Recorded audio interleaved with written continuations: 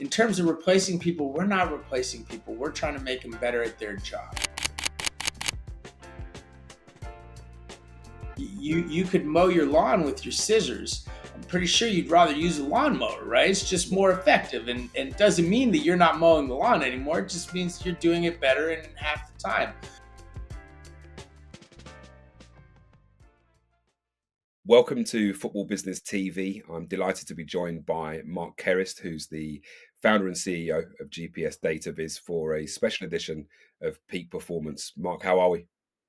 Doing great today, Patrick. Thanks so much for having me. Really excited to be here. No, not at all. Appreciate you joining us so early in your day as well, and you seem fired up for this time of the morning. So this could be a lively one. I've been told I'm always fired up, so definitely ready to go and excited to talk to you guys. I've seen what you guys are doing, really exciting stuff. So thank you so much for thinking of me and having me on. No, not at all. Appreciate it. For those that don't know, and we'll jump straight in. For those that aren't aware or familiar with GPS DataViz, can you give our audience a bit of a background as to who you are, what you do, and the reasons to why? Yeah, for sure. Our idea is teams are collecting a lot of performance data, different types of data on their athletes. And the reality is it takes a long time to analyze that data. And so what we're trying to do is really automate insights out of that data, make it so that the practitioners don't have to spend time looking through the data and figuring out what it means. Top sports scientists can just look at it really quickly and see what it means. Yeah. But there's stuff that slips through the cracks. So we're algorithmically going through the data and isolating actionable insights for practitioners that change the way they train their athletes. And then the biggest thing we do is we make it understandable for coaches, right? Top sports scientists, they look in the GPS or the Vault Hub or whatever it looks like. They know right away what it means. But then for them to translate it to a coach takes them a lot of time. We've automated that process, made it really contextualized and understandable for all the stakeholders in an organization, and just streamline that process for users. And then we have a lot of new features we're rolling out. Obviously AI is all the rage right now.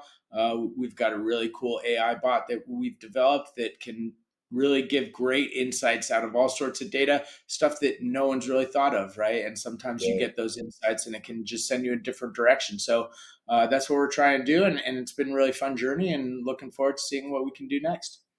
Awesome. It's an incredibly fast-moving industry that you guys work in. That's seems to be ever evolving, maybe more than most.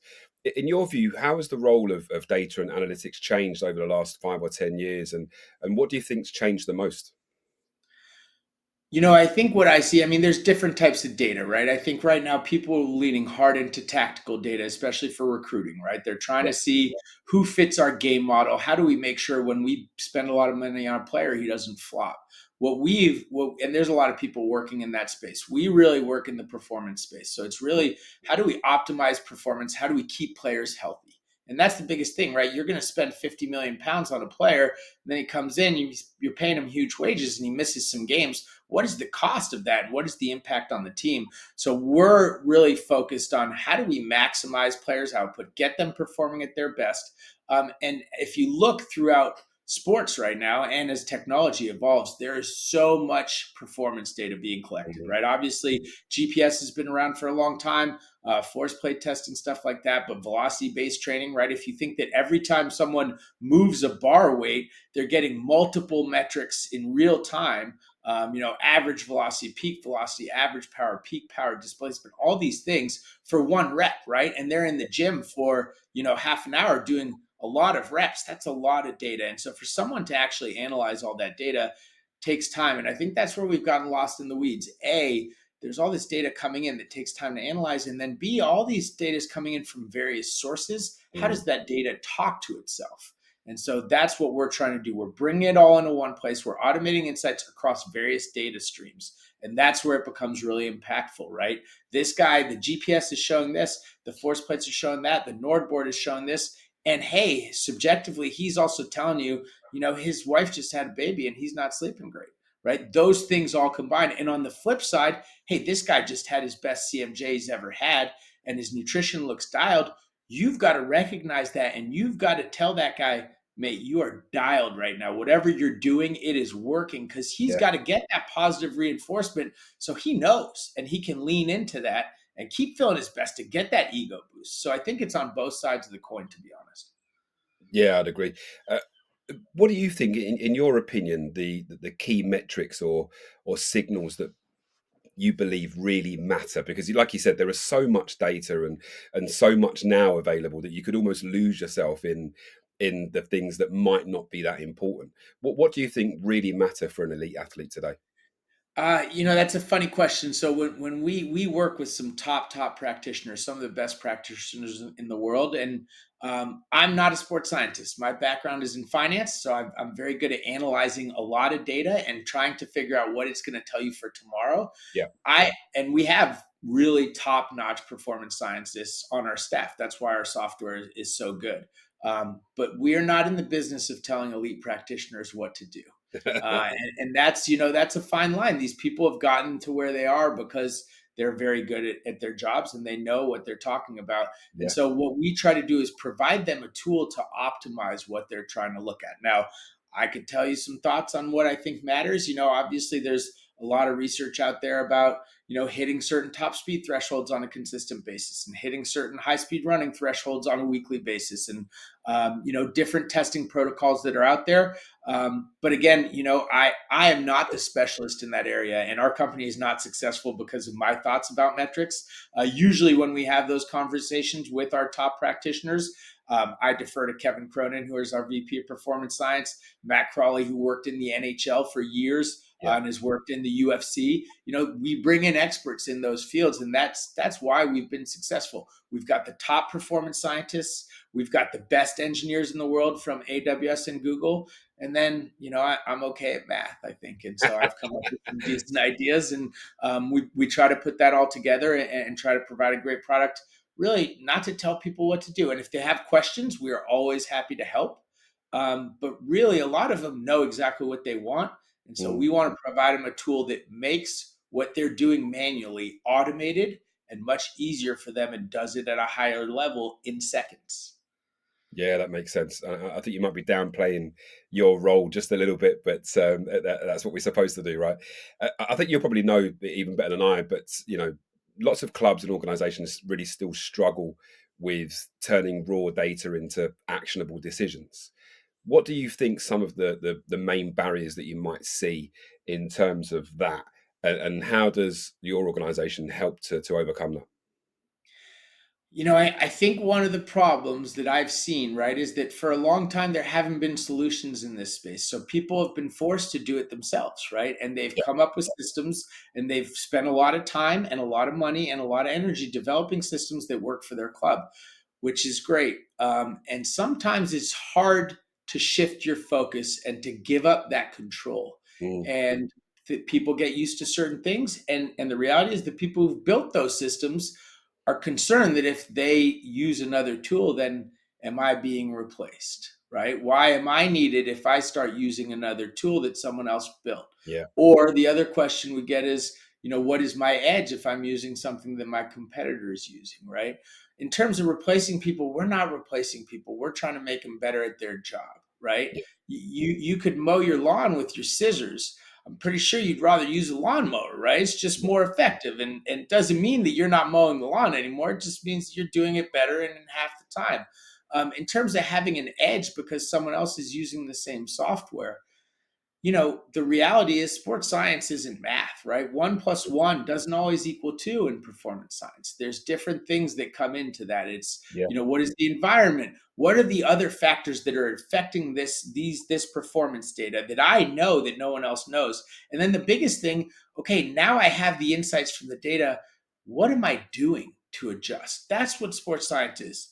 Reading the data, understanding what the data means, seeing that those flags, and then what are the protocols I'm implementing to avoid an injury in this place, right? And so that is, I think, where we're trying to help and trying to kind of help people lower their guards a little bit. But it takes time, right? People have been doing things a certain way because they had to. They had to develop these systems. And so, right, you get married to certain systems and you think you've got it covered. Well, you might have it covered, but sometimes I see some of these clubs that I really like and that I support, they tell me they have it covered, but then they have a lot of injuries. and they Mm. won't even look at our product. And I wish they would, because as a fan, it would make me much happier uh, to drive those results, right? And that's the reality, right? There's ego and everything, and I understand it. And it takes time. And I think we're doing a good job and we're getting there, but it just takes time. Yeah, I completely agree. But we touched off it off camera before we started, actually. But one of the biggest areas of concern for any club is, injury risk and load management. I think it's been described as now. Could you talk us through, what you guys can do to assist the club in that area, whether it's reducing risk, reducing load, or just making them a bit more aware of the capabilities of certain athletes, or in certain cases, groups of athletes?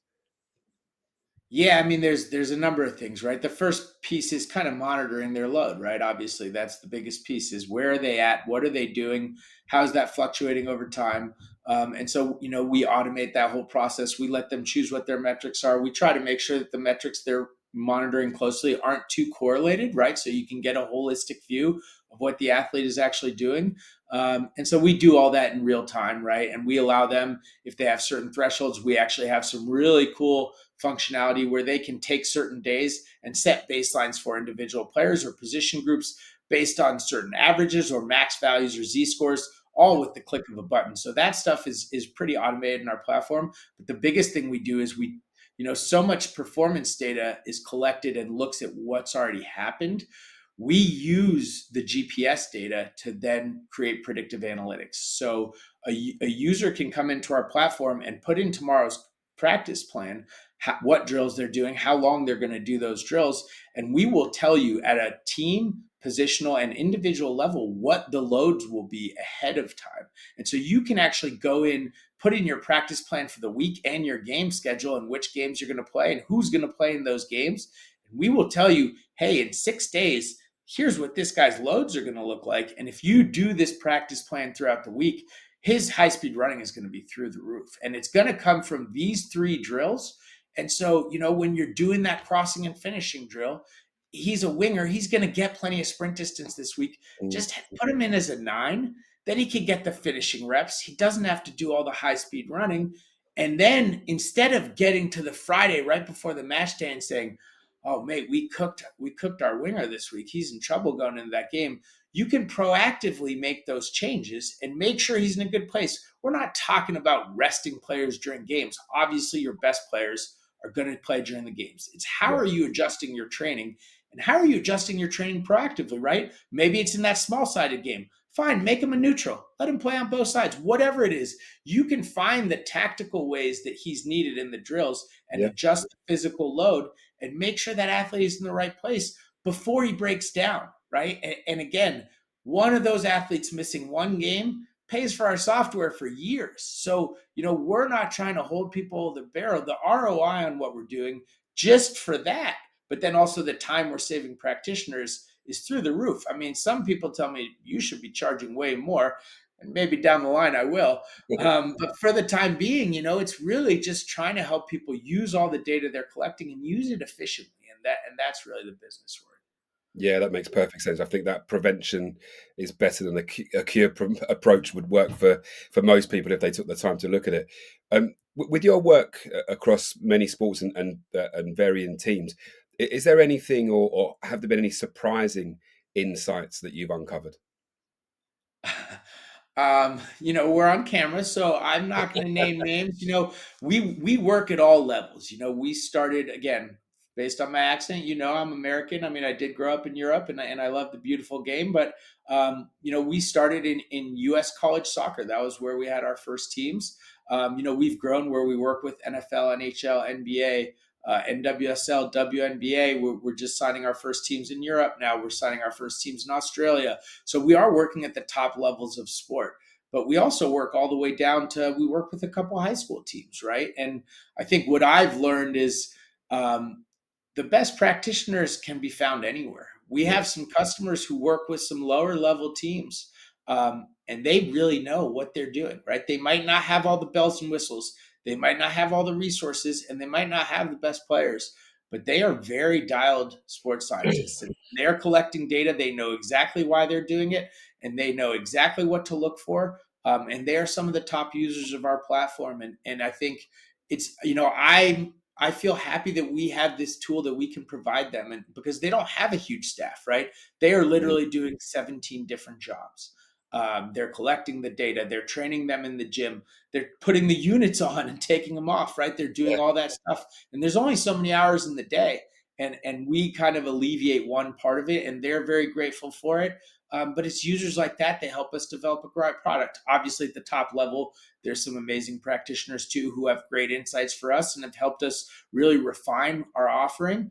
And we're never standing in place. We're always creating new things and trying to stay up with the Joneses. And when we hear from practitioners, this is what I need, this is what we give. But I've really learned that the best practitioners can be found at all levels of sport. And I think at some point they probably find their way to the top, but maybe it's a situation where they're happy where they are. But just because someone works at a certain level doesn't really define them. No, I completely agree with that. We've done lots of interviews with people for shows called Rooted in the Game, where even this week we published Mark, who's spent 17 years in non-league football, dedicated an entire career to it almost, and performing at a really high level at that level, if that makes sense, and couldn't be happier. And actually, he's making a real impact in grassroots sports and in local communities and all those kind of things. And could he work at a higher level professionally? Yeah, absolutely. But he's choosing to dedicate his time and efforts to that level, which is great to see. Going back specifically to football, Mark, what do you see as the biggest opportunity in for improvement in data now in the near future? Um, I think it's in the adoption, right? There's too much data, if you were Yeah. to ask me. And I think if you look at one of the top GPS systems, they give you 1,000 metrics, right? Well, you don't need 1,000 metrics. If you're looking at, we tell people, we try to tell them, look at 10, maybe 12 metrics, but we really try to focus on four. Because if you're looking at 30 metrics, then you're focused on nothing, right? And so I think the hardware has come a long ways, and the technology is so amazing now. The cost of that hardware has come down substantially. So I think the data is all there. The next step, right, is how you analyze it. And if you have a lot of data, it's really hard to break it down and how you marry it. And that's kind of what we're starting to look at now too, right? We do the performance side. A lot of these top clubs, especially in Australia and in Europe, are saying, hey, can you bring in our tactical data too? Because they want to see how those things correspond, right? We're talking to some Aussie rules football clubs in Australia, right? And they're saying, okay, well, I want to see how right? We have a match scoring system. How does that correlate to certain metrics? And for us, it's, hey, let's get that into our AI.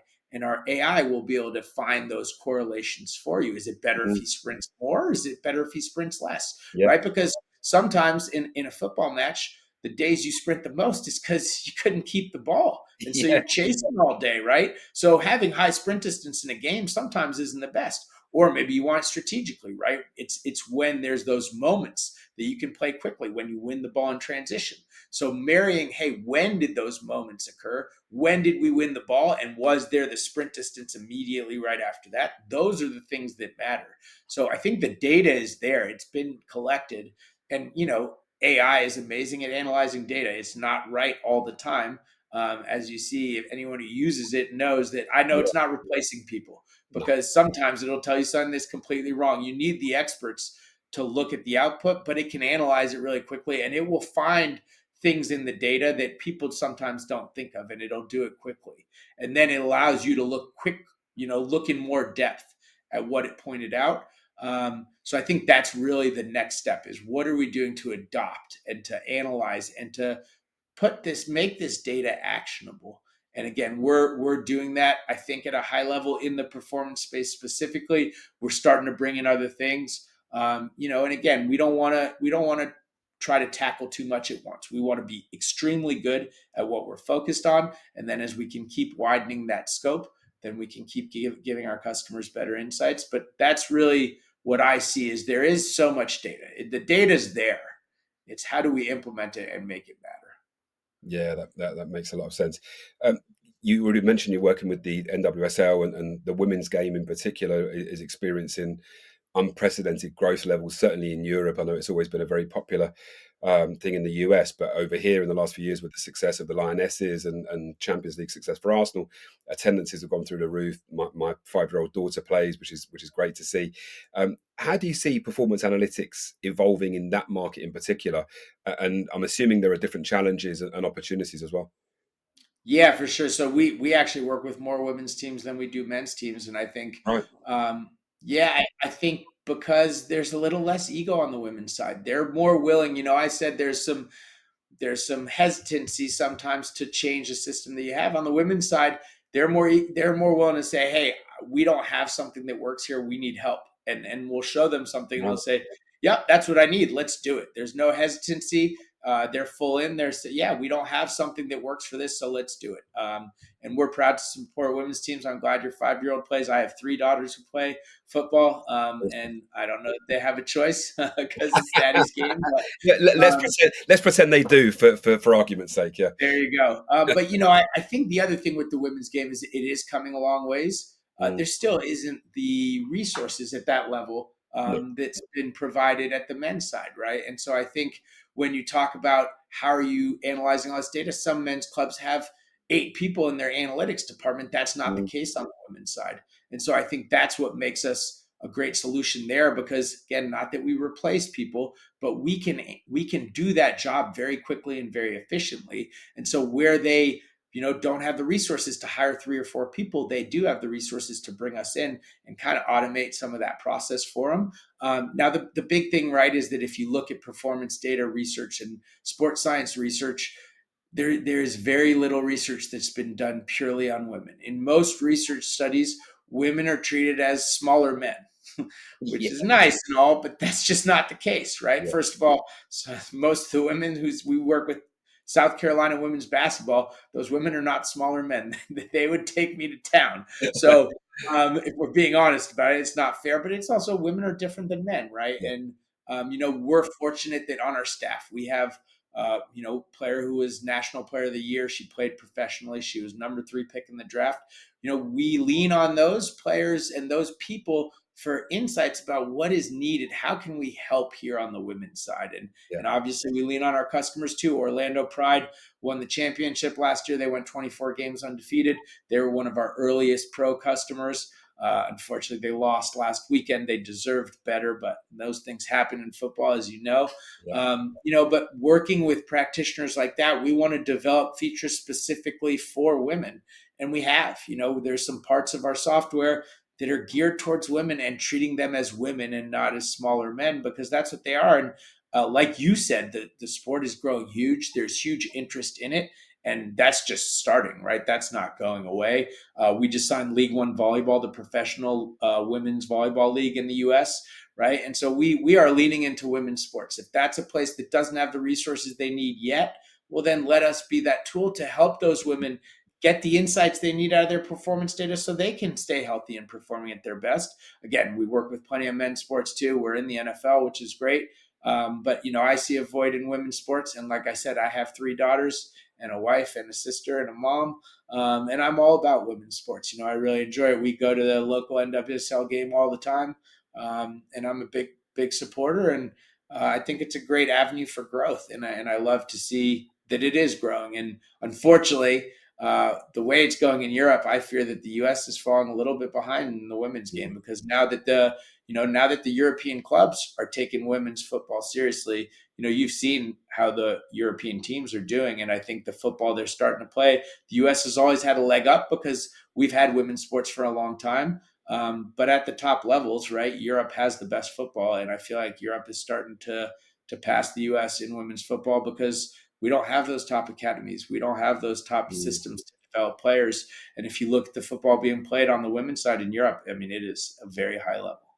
Yeah, it's certainly improved immensely over the last few years, and long may that continue. I think it's great to see the investment groups take, because I think in certain situations it needs to be treated almost as a different sport, not just the athletes, but the commercial opportunities, the growth, the audiences are slightly different, right? You talk about families and things like that, which is very different to a normal European audience, as you'll know, because you used to go to the PSG games as a kid, and I would imagine you wouldn't have bumped into too many young women on the terraces in those days.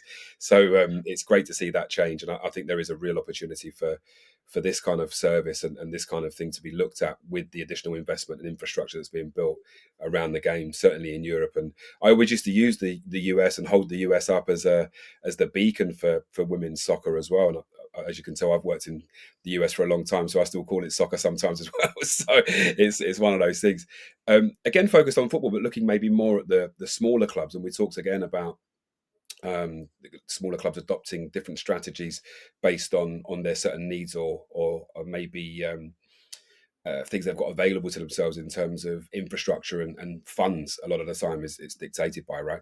What advice would you offer to a smaller club or maybe even a non-professional outfit that are looking at getting involved with data and analytics from a performance side?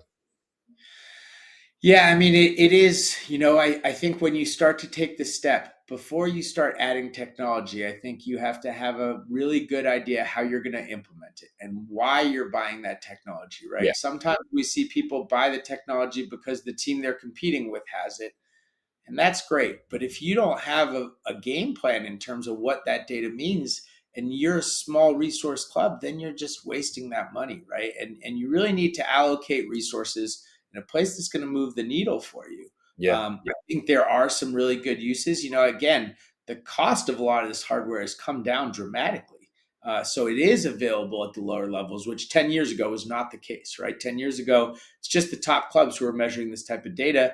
of Now course. these companies are doing such innovative stuff, and there's so many of them that you can get GPS at a reasonable price. You can get force plates at a reasonable price.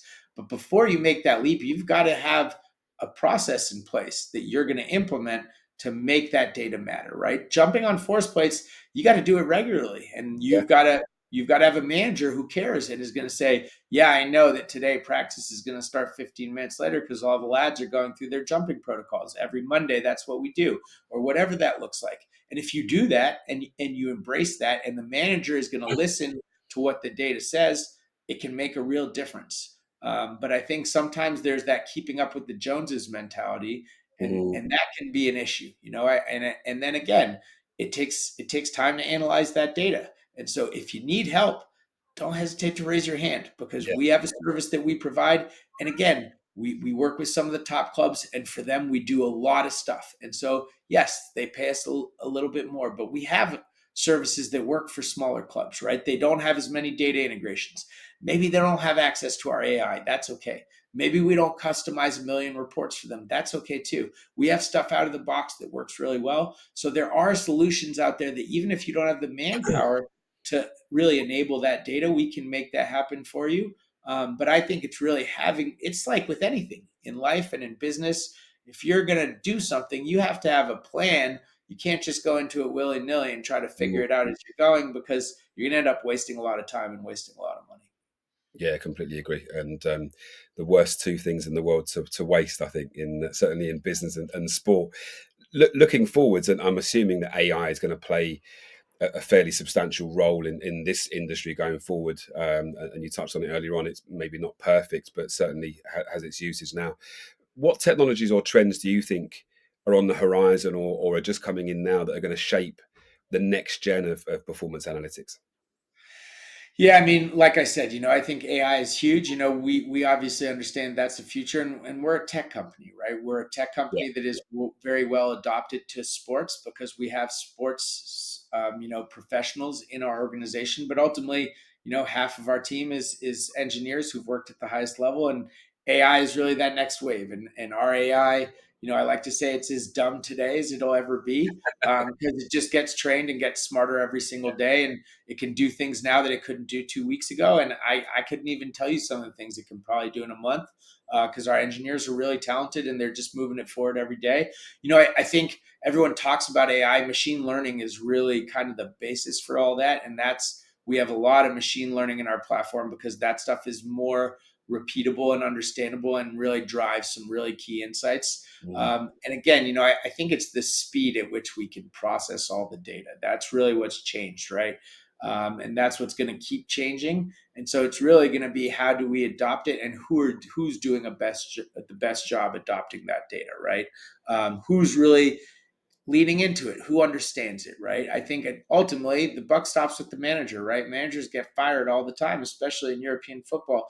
So sometimes it's hard to convince them to listen to what the data says because they're next on the line and they've done it a certain way for a long time. I think that's going to change too, right? As we roll forward and you've got managers who grew up in this age, they're going to be looking first and foremost at They're what the getting data younger all the time as well, aren't they? So yeah, for sure. And you've got managers now, right, who are in their 30s, right? yeah, And again, Jose Mourinho said you didn't have to be a horse to be a jockey, right? Just because they didn't play professionally doesn't mean they can't be top managers. And we're seeing that a lot more these days. In the past, it was just people who came from football. And yeah. so I think that adoption of data from the manager is going to start to become preeminent. Again, like I've said, we're seeing it a lot in the recruitment space. I think Mhm. people are doing a very good job analyzing data on players to make sure they fit their game model, to make sure they match what they're trying to do, or look at the players and how they're performing and how they're improving or declining. That's already happening, I think, at a pretty high level. But all of this adoption is just going to keep going, and it's going to be faster, and it's going to be at a higher level. And then ultimately, when the managers are all adopting it, those teams that adopt it, right? You look at a Brighton, they don't have the resources of other clubs, but they've done an amazing job adopting technology to give themselves an edge, right? Brentford, clubs like that, that were lower league clubs and that are now mainstays in the Premier League. It's because of how they've adopted data. Yeah, completely agree. I think Brentford get overlooked quite a lot. Actually, I think Brighton are always the beacon. And actually, it's my local club. Funny enough, I live on the coast, and they are obviously the standout. If you look at the, you know, investment against income and all of those things have been incredible. Obviously, Tony Bloom, the owner, has done a great job. Comes from a finance and Yep. modeling background as well, right? So he understands how to predict certain things in the future. That's for sure. But Brentford have done an incredible job. And if you look at the summer, I think they lost, their manager, two or three of their best players, the goalkeeper, and they're still, churning out incredible results and finding gems of players, which you don't do by accident for sure. How does a club market, in your opinion, because again we talked about earlier on about the potential of being, bombarded with too much data. How do you balance the need for enough against the potential overload? I think it's like I said, I think it depends on the resources you have and what you're going to do with it, right? I Yeah. think you have to be selective. If you just start trying to collect data for data's sake, you're going to get lost in the weeds. And like I said, if you're looking at 30 things, you're focused on nothing, right? Mm, You need to really know what is the data that matters here. And for that, you need the experts, right? You need to have the right people in place, and you need to have a game plan. How does this all fit together? Again, like I said, you could be sprinting all over the field in the game. That's because you didn't have the ball. mm, Ultimately, you need the ball to put it in the back of the net. So in those transition moments, and that's tied to your game model. So there's a lot of different layers to it, and it's having a cohesive strategy. And sometimes the biggest issue I see is that there is so much turnover, right? That it's hard to have that continuity to build that stuff up over time, right? You mm, change a manager, the new manager has different game model. What he wants to look at is different from the old manager. Well, what does this staff do? They were there before. They have systems in place geared towards the first manager. Now they've got to kind of uproot what they're doing and do it for the next manager. So, anytime you're trying to build systems, you need continuity, you need familiarity, you need experts in that space, and you need to know what matters and what's going to drive success. What are mm, those KPIs? And those can't be in question. It has to be everyone in the organization needs to be aligned on what those KPIs are, why they matter, why we're tracking them, where we want them to be. And that's ultimately how you get success. You don't need all the bells and whistles. You can, if you're a huge club and you've got all the resources, great. You can probably dial it in more than most. But you look at a huge club like Manchester United, and what have they had? They haven't had that continuity. So they've got all the resources, and I'm sure they've got all the data, but the staff is going this way, and then they're going that way, yeah. and they don't really. There's no singular path, right? And I think people were surprised that Amarin kept his job because some of those results weren't very good, right? But at some point, they need to find someone and stick to them. I think if you look at Arsenal, Arsenal were struggling for a long time, but they let Arteta go with it, and now look where they are because they've built that continuity. And that's really, and I understand, it's different in European sports because there is relegation, Yeah. and that relegation threat is real. And then the money that you're relying on from being in Europe, you fall out of that, and that is really impacts the way you can build a squad. So the financial incentives to have to not have that continuity, I understand. I grew up watching the game, and I love that part of the game. Right, there are consequences to losing. Mm. Uh, but at some point, you've got to invest in the long term, right? You can't just invest based on what's happening today. You've got to look at it in the big picture and say, okay, maybe for a couple of years we're going to be a little bit lower down, but we're going to build something fundamental here. We're going to create a pathway. We're going to have KPIs in place. We know what we want to monitor. We have a game model that we're sticking to, and we're going to drive all of those in one direction, and eventually we will find success. Yeah, that makes complete sense. There's probably an argument then to have that the entire system implemented at the top level, right, at the boardroom level, and said this is how we operate as a club.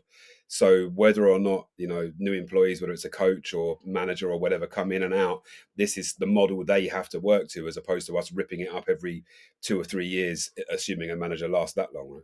Yeah, and I think we're starting to see that, right? 10, 15 years ago, the manager was the technical director, right? Yeah, Now there is separation of those two the head positions coach now. Yeah, yeah, because now he's a head coach, and then there's a technical director. And if the head coach leaves, the technical director usually is part of that and says, yeah, you're leaving because you're not doing what I expect. And so it's trying to build that continuity, yeah. I think, with the technical director, which makes sense. You can't, the game's expanded too much for a head coach to have enough time to do all the things, right? To make the transfers. He can't be making the transfers. He's got to focus. Yes, I have a certain type of player I need. And yes, he should have input into what type of position we're recruiting for and ultimately maybe who that player is.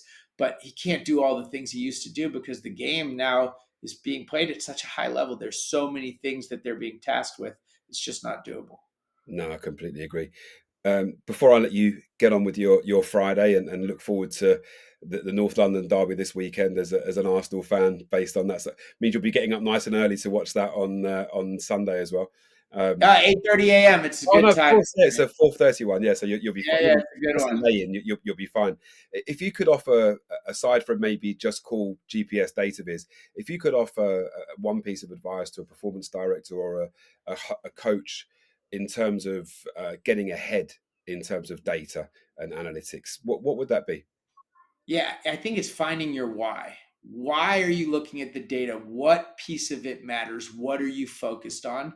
I think if that's how you approach it and that's how you start, and you're very clear on that, and you're very clear with everyone in your staff around that, I think then you can find some really good results, right? It doesn't matter what piece of data it is, it doesn't matter what it revolves around. Why is that the data that matters to your club? Why are you focused on that? Why should the players care about it?